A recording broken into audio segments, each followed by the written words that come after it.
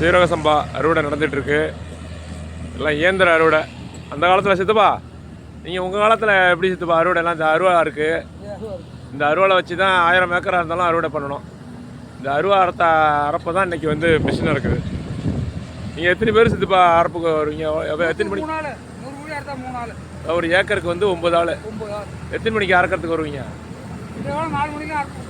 காலையில் 4 மணிக்கு அறுவடை பண்ணி தலையில் எல்லாம் கட்டாக சுமந்து தான் கொண்டு போய் களத்துக்கு கொண்டு போனோம். அப்போ அந்த எது சிறந்ததா தெரியுது? இது சிறந்ததா அது சிறந்ததா? எப்படி? அது நெல்லு மணி சிந்தாம கொள்ளாம கட்டி அப்படியே அழகா ஓட்டு களத்துக்கு போய் சேரும். இது நிறைய சேதம், வயலும் சேதமாகுது.